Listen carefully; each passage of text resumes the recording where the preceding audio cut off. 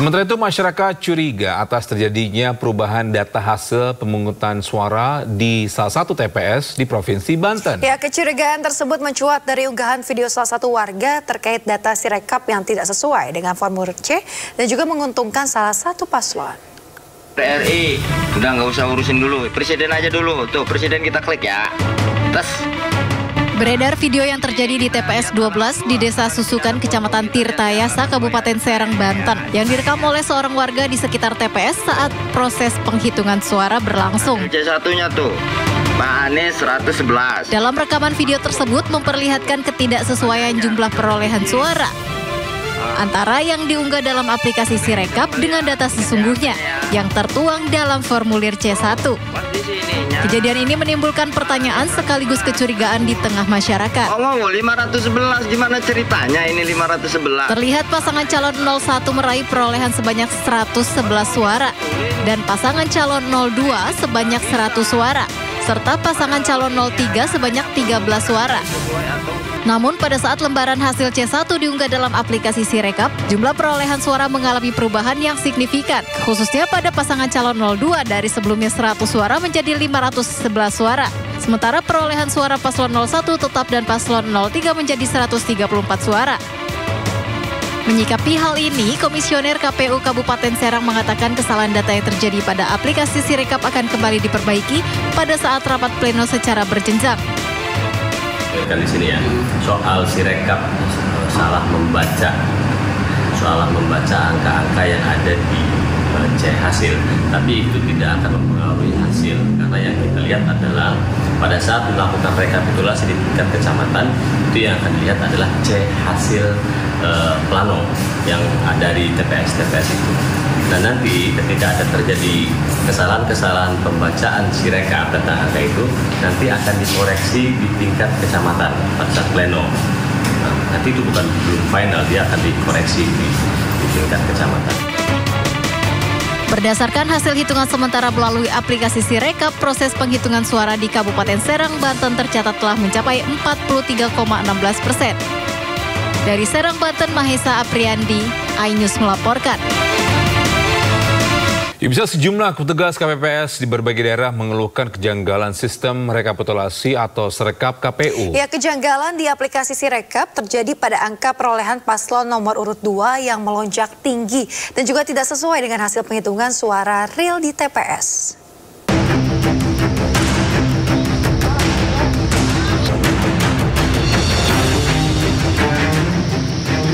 Ribuan petugas KPPS di berbagai daerah telah menyelesaikan penghitungan suara di TPS masing-masing. Setelah rekapitulasi manual selesai, KPPS wajib menginput data penghitungan ke dalam aplikasi Sirekap milik KPU. Namun kejanggalan ditemukan sejumlah KPS saat menginput data dalam aplikasi Sirekap. Salah satunya di TPS 026 Joglo, Kembangan, Jakarta Barat. Menurut petugas KPPS, penghitungan suara real jauh berbeda dengan angka yang muncul di aplikasi Sirekap. Perolehan suara paslon nomor urut 2 Prabowo Gibran melonjak tinggi menjadi 720 dari penghitungan real petugas hanya 80 suara. Sementara paslon nomor urut 1 dan 3 tidak ada perubahan. Angka yang muncul di aplikasi Sirekap juga sudah tidak bisa diubah lagi oleh anggota KPPS. Saya sudah tidak bisa untuk diedit dan sudah terekam suara untuk paslon nomor 2 itu 720. Sedangkan untuk perhitungannya adalah sebesar 80 suara. Oh, jadi jumlahnya bisa diedit nggak? Paslon yang lain sama 95 juga. Nih, seperti Anies 95, di Sirekapnya betul 95. Ganjar pun juga seperti itu. Ganjar ada 22 suara, di Sirekap terekamnya sama 22. Jumlah pengguna hak pilih dalam DPT 301. Hal serupa juga terjadi di daerah lain. Di TPS 013 Kalibaru Cilodong, Kota Depok, jumlah DPT tercatat 303 orang dengan jumlah pemilih 204 orang. Namun dalam kolom perolehan suara di aplikasi Sirekap, paslon nomor urut 2 Prabowo Gibran tercatat meraih 617 suara, jauh lebih tinggi dari perolehan paslon 1 dan 3, bahkan melebihi total jumlah DPT di TPS tersebut. berdasarkan pembacaan di sistem Sirekap memang ada sedikit error di mana angka X itu terbaca 5 atau 8, sehingga apabila ada misalkan dia hanya dapat kurang dari 100 kan harus disilang di depan X-nya. Nah, itu terbaca oleh sistem menjadi angka 5 atau 8. KPU Depok melakukan pengecekan data perolehan suara secara manual. Ironisnya, kesalahan input data Sirekap KPU menguntungkan perolehan suara paslon Capres-Cawapres nomor urut 2. Diharapkan KPU bisa mempertanggungjawabkan penghitungan suara pemilu 2024 dengan jujur dan berkeadilan. Ini dimaksudkan bukan hanya demi demokrasi yang sehat, namun juga demi konstitusi Indonesia di mata dunia. Tim Liputan iNews melaporkan. Baik, kita ke informasi selanjutnya. Publik gaduh misal soal perbedaan data Sirekap dengan hasil penghitungan suara dalam formulir C1. Ya, perbedaan jumlah hasil penghitungan suara Sirekap dengan formulir C1 ini menimbulkan interpretasi buruk kepada KPU.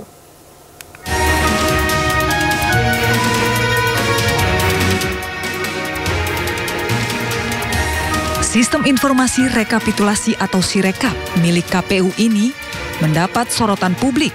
Pasalnya, publik menemukan perbedaan data hasil penghitungan suara dalam formulir C dengan Sirekap yang diisi oleh petugas KPPS.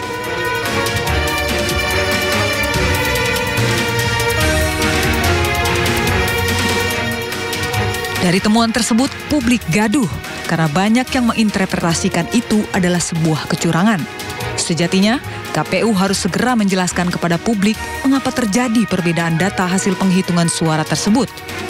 Karena akibat hal tersebut, diduga terjadi penggelembungan suara pada jumlah suara yang masuk melalui aplikasi Sirekap. Di sini Bagoes dari TPS 85 di Jakarta. Jadi lihat ini hasil perhitungan nomor urut 1 itu 99, nomor urut 2 58, nomor urut 3 87.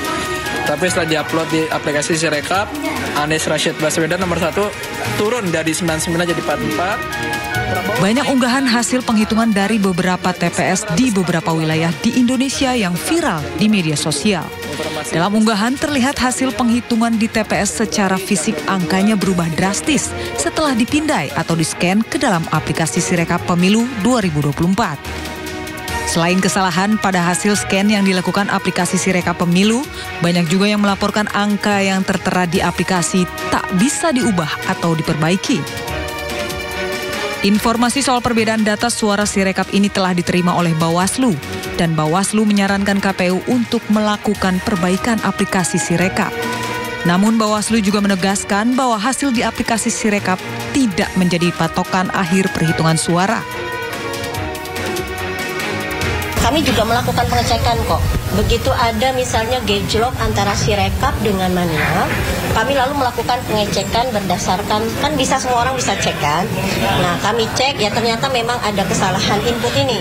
Nah, kesalahan input ini salah satunya disinyalir bisa jadi karena ketidakpasan waktu menulis, karena kan dia menggunakan metode apa saya lupa istilahnya, yang kemudian dia kemampuan membaca data secara digital.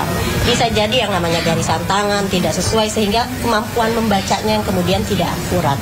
Nah, atas hal ini tentu Bawaslu memberikan saran perbaikan kepada KPU untuk segera melakukan perbaikan Sirekap supaya tidak menimbulkan ketidakpercayaan publik. Di Google Play Store, aplikasi Sirekap dihujani rating buruk oleh warganet. Aplikasi tersebut bahkan hanya mendapatkan rating rendah 2,7. Diketahui aplikasi Sirekap bekerja menggunakan Optical Character Recognition atau OCR dan Optical Mark Recognition atau OMR yang memakai teknologi kecerdasan buatan AI. Sistem tersebut bisa mengenali pola tulisan tangan pada formulir kertas fisik, lalu sistem akan mengubahnya menjadi data numerik secara digital.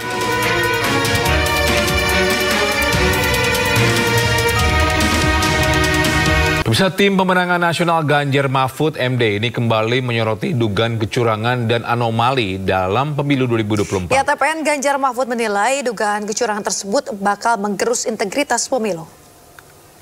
konferensi pers mengenai Sirekap. Dan Sirekap ini kalau kita melihat pemberitaan di media, apalagi di media sosial, itu banyak sekali yang mengindikasikan kecurangan-kecurangan yang menggerus integritas pemilihan umum itu sendiri. Ya. Nah, kalau ini dibiarkan, ini akan semakin merusak integritas pemilu itu. Ya. Nah, kita melihat dalam media sosial, dalam media, ya, salah satunya adalah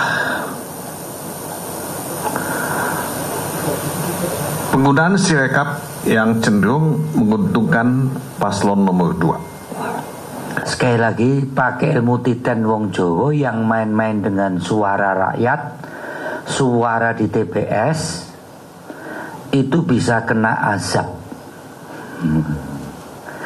Nggak percaya, buktikan ya, komisioner KPU Bawaslu di tingkat pusat, kabupaten, kota, provinsi yang main-main dengan suara rakyat, bener ada yang kebeli. Tapi yang main-main dengan suara rakyat kena azab, tidak hanya menyalahi hukum, tapi juga dosa. Vox populi, vox dei. Itu saya orang Jawa 4 kali jadi panitia, jadi tim kampanye, termasuk 5 kali jadi anggota legislatif. Ini saya perlu sampaikan, jangan macem-macem dengan rekap-rekapan manipulasi suara di KPU. Teman-teman sekarang buka track record dari seluruh pengurus KPU, buka sekarang. Yang main-main nasib karirnya habis. Secara fisik ada yang mati. Karena ini urusan tidak hanya urusan duniawi, tapi juga urusan hak yang diberikan Tuhan. Jangan dimain-mainkan. Maka untuk itulah kami juga bertanggung jawab dari tim kampanye nasional ini untuk mengawal betul, ya. Untuk mengawal betul. Saksi-saksi kami di daerah yang di hari ini harus menandatangani, banyak usulan-usulan untuk tidak ada penandatanganan di TPS, di KPPS, ya. Rekapnya mungkin dia mengikuti, tapi proses dalam jalannya pemilu itu ada sesuatu yang dianggap tidak wajar atau anomali. Bisa Ketua KPU Hashim Asyari ini mengakui adanya perbedaan data penghitungan suara TPS dengan aplikasi Sirekap KPU. Ketua KPU akan mengecek dan juga mengoreksi jika ada kesalahan pada penghitungan suara. Pada dasarnya begini sekalian, patut kita syukuri bahwa Sirekap ini bisa bekerja. Apa indikatornya? Karena publik kemudian bisa melaporkan kepada KPU. Kalau Sirekap nggak bekerja kan nggak mungkin ada orang bisa lapor, bisa mengetahui. Teman-teman bisa mengetahui bahwa publikasi formulir C hasil yang diunggah dengan konversinya salah itu gara-gara bisa mengakses Sirekap kan. Oleh karena itu patut kita syukuri ada Sirekap yang bisa mengunggah itu, dan kemudian hasil penghitungan di TPS bisa diketahui oleh publik. Jadi nggak ada yang sembunyi-sembunyi, nggak ada yang diam-diam, tapi semuanya kita publikasikan apa adanya. Sehingga katakanlah misalkan ada formulir C hasil plano yang diunggah, ada yang salah hitung atau salah tulis, nanti juga akan kita koreksi. Nah, koreksinya kalau untuk yang formulir ya, kalau ada yang salah hitung atau salah jumlah atau salah tulis, itu nanti akan dikoreksi melalui mekanisme rekapitulasi di tingkat kecamatan. Dan nanti formulir hasil rekapitulasi tingkat kecamatan, formulir D, itu juga akan diunggah di dalam Sirekap, sehingga nanti siapapun bisa ngecek ulang apakah formulir-formulir yang katakanlah sekiranya atau seandainya ditemukan yang salah hitung atau salah tulis sudah dikoreksi atau belum di mekanisme rekapitulasi di tingkat kecamatan. Bisa Pengurus Besar Nahdlatul Ulama atau PBNU mengapresiasi dan bersyukur pemilu 2024 berlangsung aman dan damai. Ya, PBNU berharap pemimpin yang terpilih memenuhi janji-janji kampanyenya, melindungi rakyat dan juga menjalankan pemerintahan dalam spirit menunaikan amanah dari Allah yang Maha Kuasa. Ini semuanya lancar, damai kan aneh kalau tiba-tiba ada letupan kan ya aneh, pasti ada yang sengaja bikin gara-gara lah itu. Jadi kita yakin bahwa ini nanti akan berjalan dengan baik sebagaimana yang terlihat suasananya sampai hari ini. Untuk hasil pemilu ya memang belum ada hasil resmi dari KPU ya. Tapi kan kami ini bukannya hidup di tengah hutan, jadi kami punya teman-teman dari kalangan para ahli survei profesional, kami punya teman-teman dari berbagai ya pihak yang terlibat. Ya, seperti saya katakan tadi bahwa dari informasi-informasi yang kami terima, kami yakin tidak akan ada potensi masalah yang berarti ke depan, ya. Sehingga kami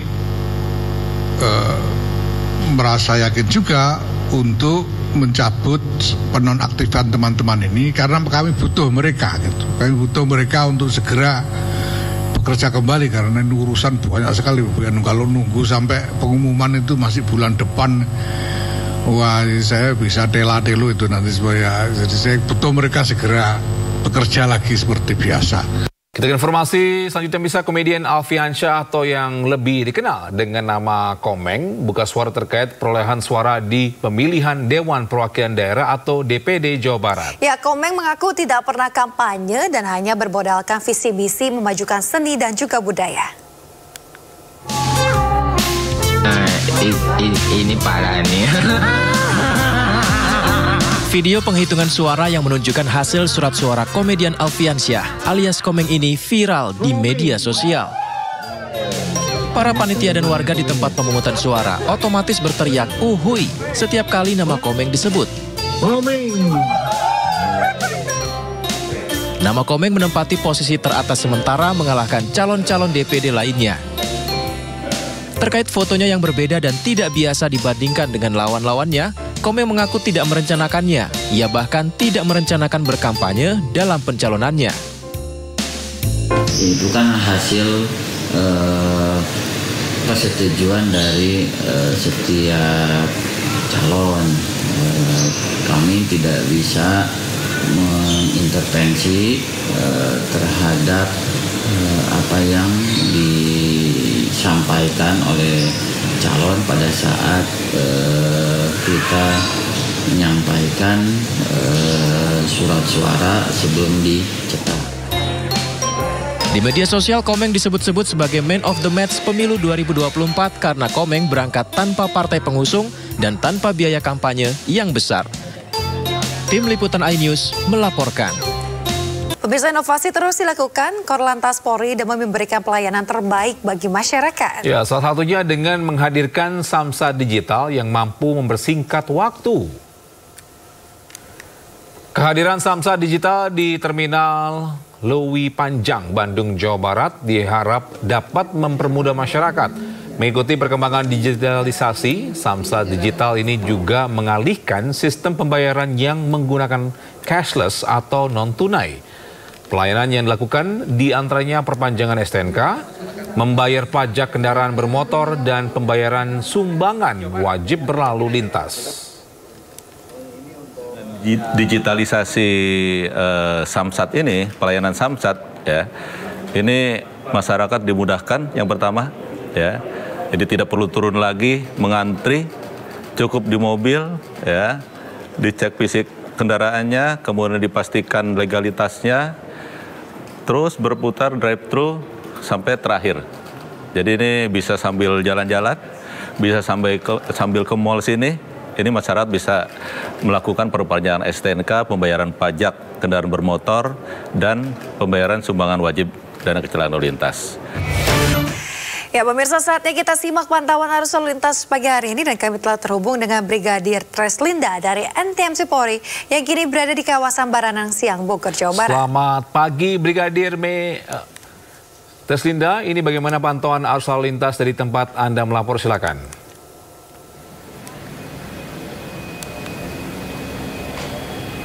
Ya baik, terima kasih Toki dan juga Yasmin. Untuk saat ini sudah terlihat adanya peningkatan volume kendaraan dari arah Jakarta yang akan mengarah ke Kota Bogor. Namun lalu lintas masih melaju dengan kecepatan normal. Begitupun dengan kendaraan dari arah Ciawi ataupun Tajur yang akan mengarah ke Kota Bogor saat ini dalam keadaan ramai lancar. Persendatan kendaraan terjadi di antrian traffic light. Menurut prediksi anggota kami yang berada di lapangan, peningkatan volume kendaraan ini akan terus terjadi hingga kepadatan akan terjadi pada pukul 12 siang hingga pukul 16.00 sore nanti. Untuk terciptanya lalu lintas yang aman dan lancar, kami harapkan Anda dapat mengikuti arahan dan petunjuk petugas kami yang berada di lapangan, termasuk apabila terjadi eskalasi peningkatan volume kendaraan akan diberlakukan pengalihan arus berupa sistem one way. Untuk itu kami harapkan Anda dapat mengikuti arahan dan petunjuk petugas kami yang berada di lapangan.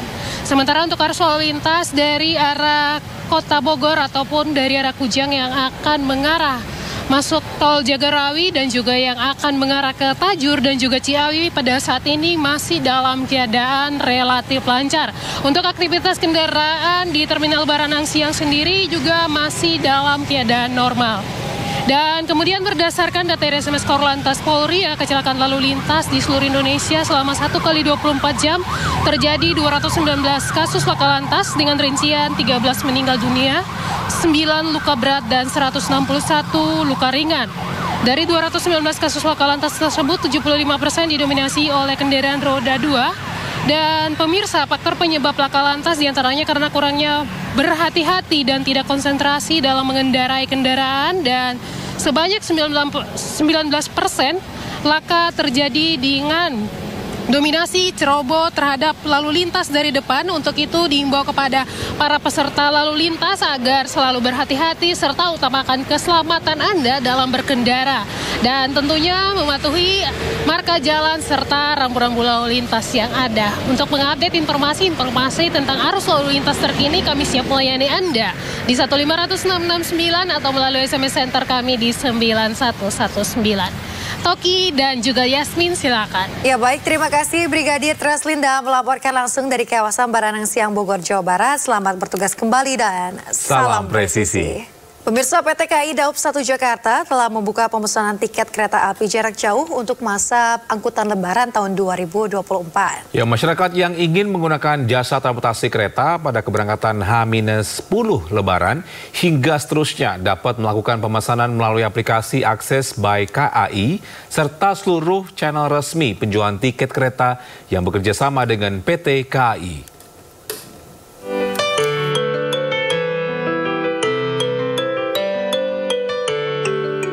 Bagi Anda yang ingin mudik ke kampung halaman pada momen Lebaran tahun ini, Anda sudah dapat memesan tiketnya dari sekarang.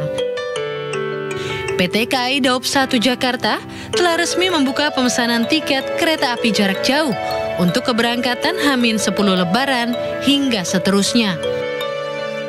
Tiket kereta sudah dapat dipesan calon penumpang melalui aplikasi Akses by KAI serta seluruh channel resmi penjualan tiket kereta yang bekerja sama dengan PT KAI. Dengan telah menerapkan kebijakan pembelian tiket dapat dilakukan mulai H-45 atau 45 hari sebelum jadwal keberangkatan, maka hari ini tanggal 15 Februari 2024 calon penumpang kereta api sudah dapat membeli tiket KA jarak jauh tersebut untuk jadwal keberangkatan tanggal 31 Maret 2024 atau H-10 sebelum Lebaran dan seterusnya. Pihaknya mengimbau kepada seluruh calon penumpang untuk dapat memperhatikan syarat dan ketentuan yang berlaku sebelum melakukan pemesanan tiket kereta untuk menghindari terjadinya kesalahan pada tiket kereta yang dipesan. Dari Jakarta, Rani Sanjaya melaporkan. Bisa harga beras yang kian mahal menembus Rp17.000 per kilogram membuat warga beramai-ramai ini beralih membeli beras murah seharga Rp10.000 per kilogram. Ya, warga bahkan rela berdesakan demi mendapatkan beras murah.